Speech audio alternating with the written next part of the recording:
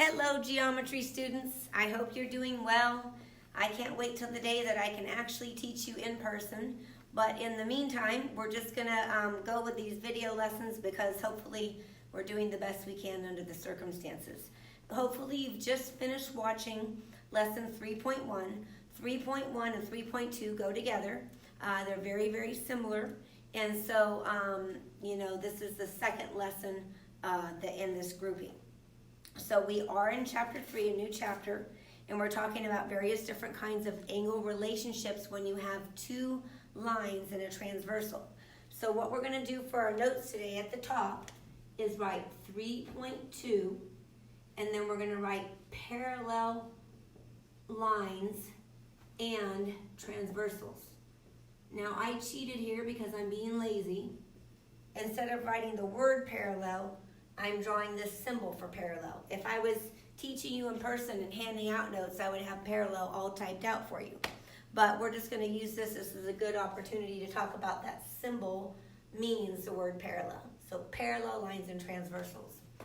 So the deal is, last time we met, we talked about two lines crossed by a transversal. I believe we use lines M and N. We can still use those same letters if we want. But there's something really cool, lots of things actually really cool that happen if the two lines in the picture are parallel to each other. So the notes that I gave you last time, the picture did not have two parallel lines crossed by a transversal. It was just two random lines crossed by a transversal. Everything that we're going to learn about in the notes today is assuming the lines are parallel. So we might even write that at the top here. Assuming that line M is parallel to N, the following things would be true. So line M is parallel to line N. And that's what I've drawn here with these two little triangles. These triangles are a code word in geometry for we are parallel to each other. Okay. And then I'm going to label the same numbers we used for the notes before for the angles. 1, 2, 3, 4 on the top, and then 5, 6, 7, 8 on the bottom. And again, feel free to pause, zoom in, do whatever you need to do to take this lesson at your own pace. Now, if M and N are parallel, then alternate exterior angles are congruent. Alternate exterior angles are congruent. So I'm not going to do every possible example with these definitions, but one example would be angle 1 is congruent to angle 8. We talked about that last time, how 1 and 8 are on opposite sides of the transversal, and they're both on the outside. If the two lines are parallel, 1 and 8 would have exactly the same measure as would, of course, 2 and 7, but we're not going to have to write everything down. Okay, another thing that we know is true is that alternate interior angles are congruent. So if the two lines are parallel, again, that's always what we're assuming in the notes today, then the alternate interior angles would be congruent. Can you think of a pair of angles then that would have to be congruent in this picture given what I just told you? What would be a pair of angles that would have to be congruent? We could go with, for example, angle 4 and 5. Angle 4 would be congruent to angle 5 if the lines were parallel. Now there's another kind of relationship where the angles have to be congruent, and that is with corresponding angles. So I'm going to write here, corresponding angles are congruent if the lines are parallel. Can you pick a pair of corresponding angles from the picture?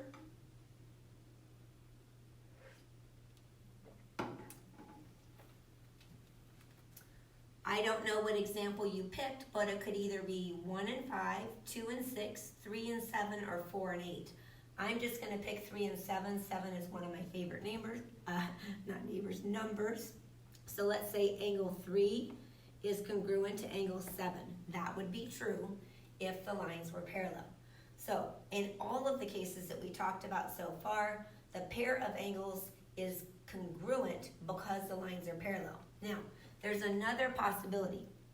The other possibility, if our two lines are parallel, is there are some angles that are what's called supplementary. Now, we learned about supplementary 2 lessons ago. Can you remember what supplementary means? Supplementary means the angles add up to 180. So if the lines are parallel, then consecutive interior angles are supplementary. So let's do both examples of that because that one's a little bit more, it's different than the others. We would say the measure of angle 3 plus the measure of angle 5 equals 180 degrees. Can you figure out what other equation would be true given what I just told you?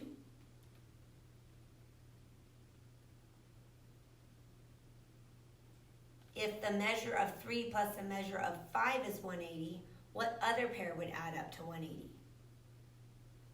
I hope you said the measure of angle 4 plus the measure of angle 6 equals 180 because that would also be true.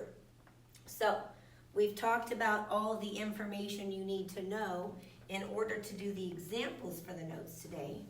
Remember I told you when we did the last lesson, that it was pretty much just vocabulary, but this lesson has more specific examples. So we're going to do several examples here just to help you become familiar with these concepts. So let's draw example number 1, and in all of these examples, we're going to have parallel lines crossed by a transversal. So let's say that this is 55 degrees. I'm wondering if you can tell me what is the value of x and y? Justify your answer.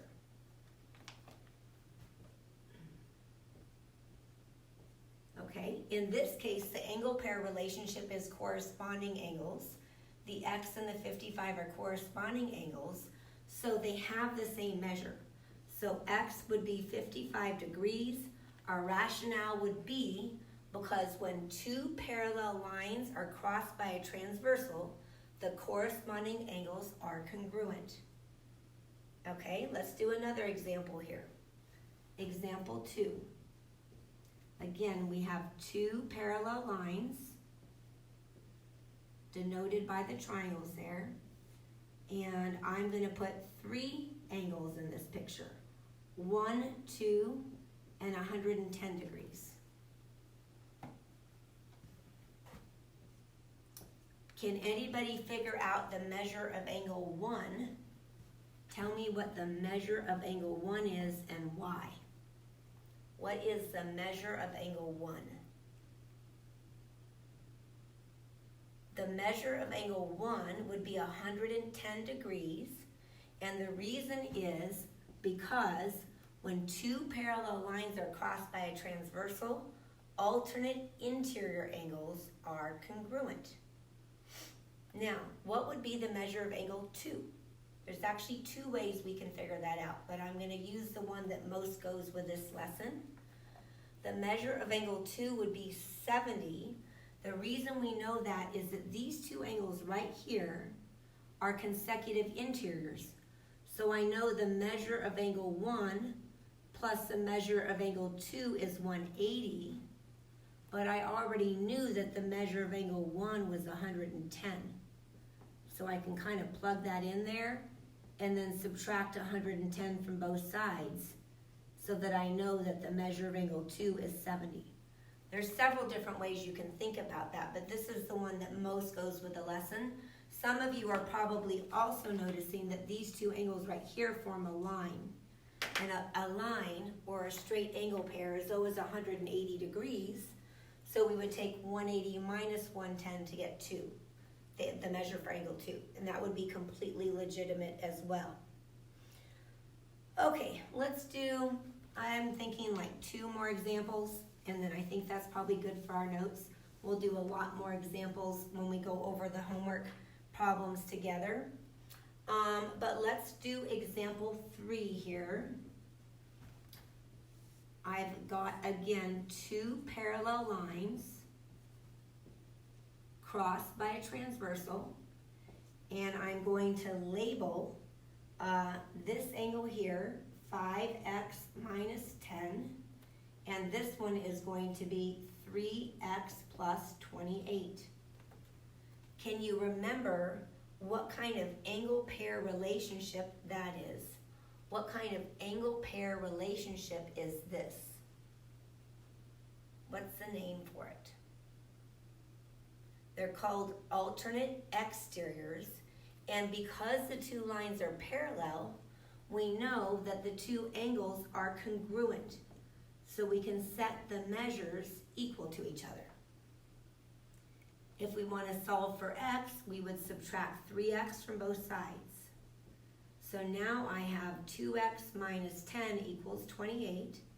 I'm going to use my opposite operations by adding 10 and then dividing by 2 to get x equals 19. So I don't know. I know I'm kind of strange, but I think these are fun. Let's do one more set here. I'm going to do example 4. I have a bunch here. If you guys were in class, I'd be making you do like 10 examples every time we did notes. But I am trying to streamline things for you, make the videos as short as possible, but still convey, you know, hopefully one of every basic type of angle problem for you. So we've got 2 parallel lines crossed by a transversal. Can you tell me, this is our last example now, what would be the name for this relationship right here? What would be the name for this relationship right here? It's the hardest one. These are called corresponding because both angles are to the right of the transversal and above a line. They're in the same spot. Because of that, we know they have the same measure. They're congruent. So I can set 53 equal to 5x minus 12. I'm then going to do my opposite operations by adding 12 to both sides. 65 is equal to 5x. And then the opposite of multiplying by 5 is dividing by 5. And so in this particular example, let me see where I'm at here. I'm going to divide by 5 and get 13. So I think that that should convey the vast majority of what you need to know to do the homework. Go ahead and try to get started on your homework, see what your questions are, and then we'll spend a ton of time in class going over them together. Thanks, guys. Bye.